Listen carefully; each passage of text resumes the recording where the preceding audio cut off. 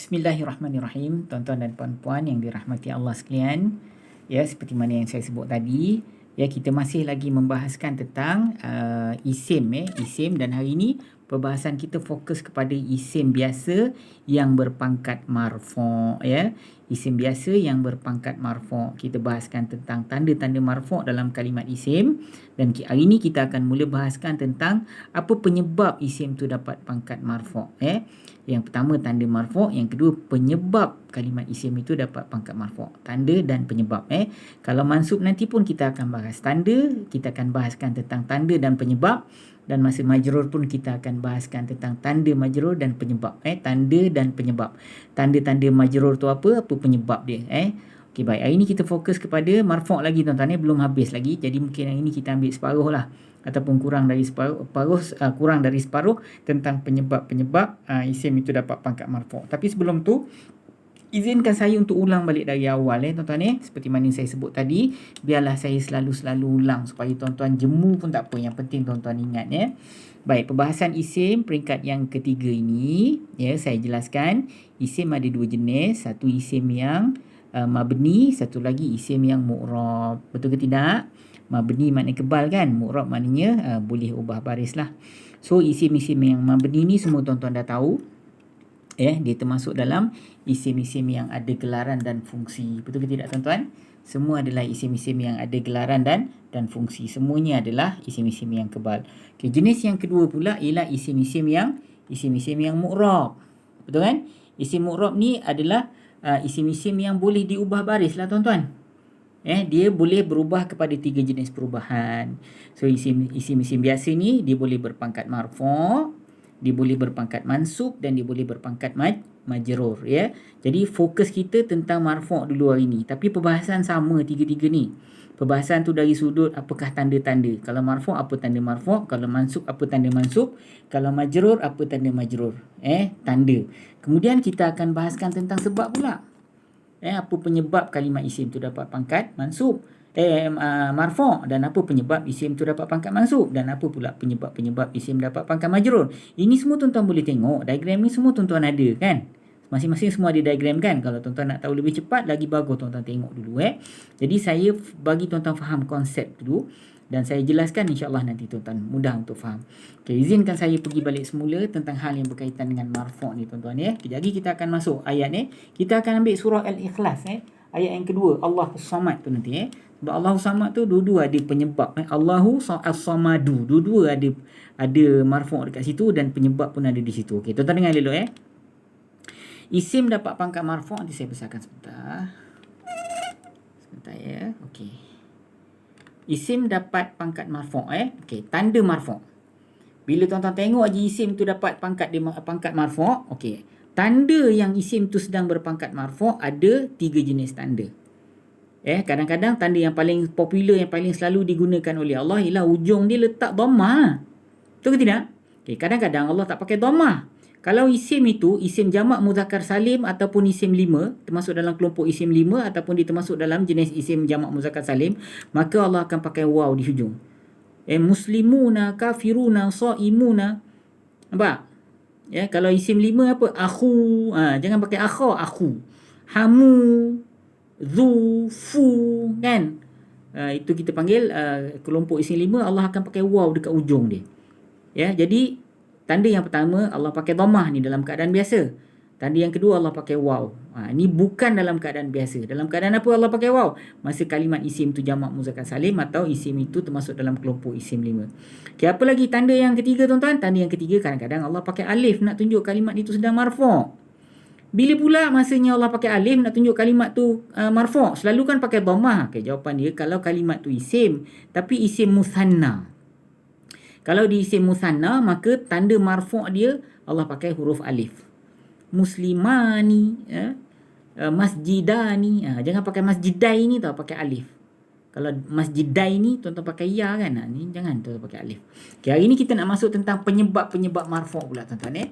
Okey, kita ambil penyebab-penyebab marfu' pula Okey, penyebab marfu' yang pertama kalau kalimat itu merupakan mubtada ataupun subjek. Apa? Aliyu gemuk. Aliyu. Kenapa dia dapat, kenapa baca aliyu? Kenapa tuan-tuan baca daripada depan? Jawapannya kerana aliyu dalam contoh tu, dia merupakan subjek dalam cerita saya. Nampak? Jadi Ali dapat pangkat marfu' kerana dia merupakan subjek. Jadi dalam Quran, kalau tuan-tuan tengok, antara penyebab kalimat isim tu dapat pangkat marfu' ialah kalau dia merupakan subjek ataupun mubtada'. Okey, yang kedua, kalau kalimat itu, isim itu dia merupakan khabar. Aliyu gemu'u. Subjek dalam cerita saya ialah si Ali. Khabar di mana? Khabar dia gemuk. Jadi gemuk tu gemu'u. Gemu'u. Nampak? Jadi kalau gemuk tu, dia merupakan khabar dalam cerita tu, maka dia juga entitled untuk dapat pangkat marfu'. Jadi sebab tu tuan-tuan baca Aliyu gemu'u. Jadi walaupun dua-dua dapat pangkat marfu', tapi penyebab dia berbeza. Kalimat Ali dapat pangkat marfu' kerana dia subjek. Gemuk, dia dapat pangkat marfu' juga, tapi sebab dia khabar, penyebab dia berbeza. So, lagi sekali saya ulang, penyebab kalimat isim itu dapat pangkat marfu' yang pertama kalau dia merupakan mubtada' ataupun subjek. Okey, penyebab kedua apa? Kalau dia khabar. Nampak? Faham ke tidak? Okey, yang ketiga apa? Kalau dia subjek kepada kana. Yang keempat kalau dia khabar kepada inna. Yang kelima kalau dia pelaku. Yang keenam kalau dia timbalan pelaku. Jadi subjek kana, khabar inna, pelaku dengan timbalan pelaku ni nanti kita bahaskan pada pertemuan kita akan datang, tuan-tuan. Jadi hari ini saya cuma nak fokus pada tuan-tuan subjek dan khabar saja. Ini adalah dua penyebab kenapa isim itu dapat pangkat marfu'. Faham ke tidak, tuan-tuan? Tanda marfu' dah tahu kan? Tanda marfu' kadang-kadang tadi saya sebut Allah pakai dhammah tu paling selalulah.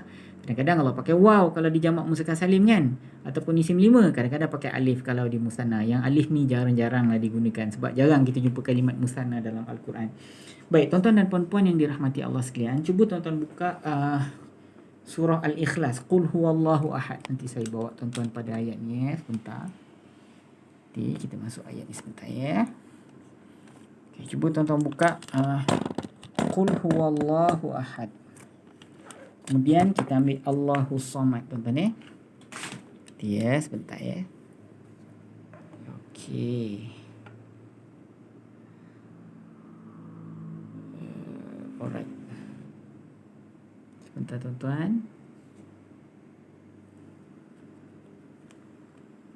Okey, ni dia Allahus Samad. Fokus pada ayat yang kedua daripada surah Al-Ikhlas ni, tuan-tuan ya.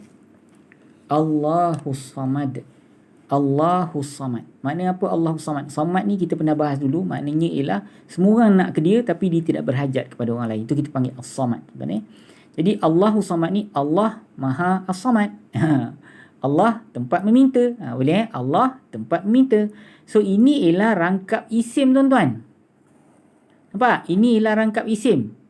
Rangkap isim, tuan-tuan kena cari subjek dengan khabar. Betul ke tidak? Tadi contoh saya Ali gemuk. Nampak? Subjek dalam cerita ialah Ali. Betul ke tidak? Kenapa dengan Ali? Gemuk. Jadi gemuk tu khabar dia. Nampak? Tapi kalau dalam konteks ni Allahus Samad. Nampak tak? So, ini rangkap isim ke rangkap fi'il, tuan-tuan? Ini rangkap isim. Dalam rangkap isim, tuan-tuan kena cari berapa maklumat? Jawapannya 2 maklumat, Ustaz. Yang pertama, tuan-tuan kena cari subjek di mana? Okey, dalam Allahus Samad ni, kita tengah cerita pasal siapa, tuan-tuan? Kita tengah cerita pasal siapa ni? Jawapannya kita tengah cerita pasal Allah. Betul ke tidak? Okey, kenapa dengan Allah? As-Samad. Habis cerita. Kenapa dengan Allah? Dia tu As-Samad. As-Samad makna apa? Dialah tempat meminta segala, tempat bersandar segala. Itu makna As-Samad. As-Samad ni kita tak boleh terjemah satu perkataan dengan satu perkataan bahasa Melayu dengan bahasa Arab. Tak boleh. As-Samad ni kalau kita nak terjemah dalam bahasa Melayu, kita kena guna panjang perkataan ni. Tapi kalau tuan-tuan nak guna satu patah perkataan, dulu ada seorang ulama' dia sebut As-Samad ni bolehlah kita terjemahkan sebagai something. Dia sama ada tuan-tuan boleh terima tak boleh terima tu perkara lain lah. Tapi dia lah dia beritahu. Saya rasa dekat juga perkataan something tu dengan perkataan As-Samad ni. Wallahualam lah, tuan-tuan. Tapi tak payahlah kita ambil kalimat tu. Nanti jadi kontroversi pula kan. Tapi Allahus Samad. As-Samad ni maknanya dia tempat meminta semua orang. Lepas tu dia tak perlu pada sesiapa pun. Dia tak perlu pada sesiapa pun. Dia semua orang nak kepada dia, berhajat pada dia, tapi dia tidak berhajat pada siapa pun. Jadi adakah itu termasuk dalam makna something? Wallahualam, tuan-tuan fikirlah sendiri. Baik, ini ialah rangkap isim. So rangkap isim dia terdiri daripada subjek dan khabar. So subjek dalam cerita ni ialah Allah. Betul ke tidak? Betul ke tidak? Okey, sekarang ni kan kita bahaskan tentang teknikal, tuan-tuan. Baik, kalimah yang pertama dalam Allahu Samad ni ialah kalimah Allah, kalimah yang mulia ini, betul ke tidak? Ini kalimat isim ke fi'il ke haraf? Jawapannya inilah kalimat isim. Betul ke tidak? Baik, ini isim yang ada gelaran dan fungsi ke isim biasa? Jawapannya, Ustaz, kalimah Allah ni dia ialah isim biasa. Dia bukan isim tanya, bukan isim tunjuk, dia bukan isim mewakili, dia isim biasa. Jadi kalau isim biasa dia mabni ke mu'rab, tuan-tuan? Jawapannya dia mu'rab lah, Ustaz. Okey, cuba tengok. Dia ni mu'rab marfu' ke mu'rab mansub ke mu'rab majrur? Ustaz, saya nampak dekat ujung ni dhammah, Ustaz. So kalimah yang mulia ni dia sedang berpangkat marfu'. Mana tanda marfu' dia? Ni dhammah. Okey, kalau saya tanya, sekarang ni kita tengah bahas peringkat ketiga kan? Kenapa dia dapat pangkat marfu'? Jawapannya ialah, Ustaz, ini rangkap isim, Ustaz. Kalimah Allah ni dia merupakan subjek dalam cerita ni. Jadi dia dapat pangkat marfu' kerana dia subjek. Dalam istilah nahwu, subjek ni kita sebut mubtada'. Dia ialah kalimat mubtada'. Ada ejaan dia dalam diagram, tuan-tuan tu. Dia ialah mubtada'. Okey, settle. Saya dah faham dah kenapa kalimah Allah ni dapat pangkat marfu'. Baik, kita pergi kepada kalimat yang kedua. As-samadu. As-samadu maknanya, as-samad lah, tempat meminta. Dia as-samad, tempat meminta. Baik, tuan-tuan. Ini kalimat isim ke fi'il ke haraf? Ustaz, ni kalimat isim. Tuan-tuan tahu tanda isim dia alif, lam, di pangkal dan sebagainya kan? Dari segi makna apa semua kan? Baik, sekarang ni kalau di isim, dia ni isim yang ada gelaran dan fungsi ke isim biasa, tuan-tuan? Inilah isim biasa, Ustaz. Ni bukan isim tanya, bukan isim tunjuk, bukan isim mewakili. Ini isim biasa. Ujung dia boleh berubah. Boleh baca as-samadu, boleh baca as-samada, boleh baca as-samadi.